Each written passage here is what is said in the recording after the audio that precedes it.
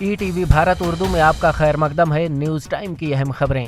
ملک بھر میں عید الفطر جوش و خروش کے ساتھ منائی گئی۔ دہلی کی جامع مسجد سمیت ملک بھر کی مساجد اور عیدگاہوں میں بندگان خدا نے نماز ادا کرنے کے بعد سب نے ایک دوسرے سے گلے مل کر عید کی مبارکباد پیش کی اور ملک کی سلامتی کے لیے دعائیں کی۔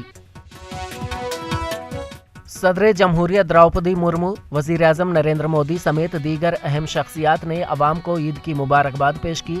صدر دروپدی مرمو نے کہا کہ ملک کے تمام لوگوں، خصوصاً مسلم بھائیوں اور بہنوں کو عید الفطر کی مبارکباد پیش کرتی ہوں۔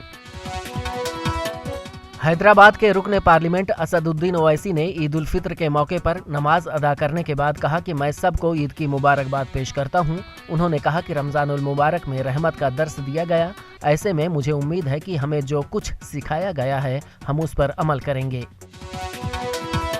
رکن پارلیمنٹ افضال انصاری نے کہا کہ مختار انصاری کے بیٹے عباس انصاری کو جلد ہی عبوری ضمانت مل جائے گی۔ عباس انصاری بدھ کو اپنے والد مختار انصاری کی فاتحہ میں شرکت کرنے کے لیے آئے تھے۔ سپریم کورٹ نے عباس کو 3 دن کے لیے کسٹوڈیل پیرول دیا ہے۔ وزیر اعظم نریندر مودی نے کہا کہ چین کے ساتھ تعلقات اہم ہیں، اس لیے ہماری سرحدوں پر طویل عرصے سے جاری تنازع کو فوری طور پر حل کرنے کی ضرورت ہے۔ پی ایم مودی نے امید ظاہر کی ہے کہ سرحد پر امن برقرار رہے گا، مثبت اور تعمیری مذاکرات کے ذریعے سرحد پر صورتحال بہتر کی جائے گی۔ کولکاتہ کے ریڈ روڈ پر لوگوں سے خطاب کرتے ہوئے مغربی بنگال کی وزیر اعلیٰ ممتا بنرجی نے کہا کہ ہم شہریت ترمیمی ایکٹ یکساں سول کوڈ کو قبول نہیں کریں گے۔ اگر ہم متحد رہیں گے تو ہمیں کوئی بھی نقصان نہیں پہنچا سکتا۔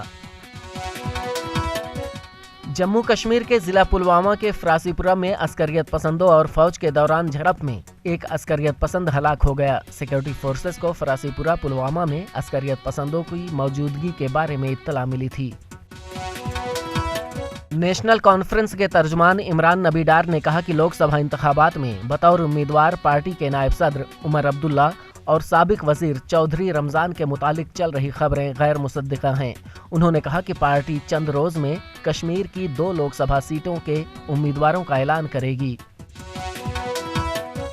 اسرائیلی طیاروں نے شمال مغربی غزہ میں شاتی مہاجر کیمپ کو نشانہ بنایا، جس میں اسماعیل ہنیہ کے 3 بیٹے اور 4 پوتوں کو قتل کر دیا گیا۔ ہنیہ نے ایک انٹرویو میں کہا کہ ہمارے خاندان والوں کی یہ قربانیاں رائیگاں نہیں جائیں گی۔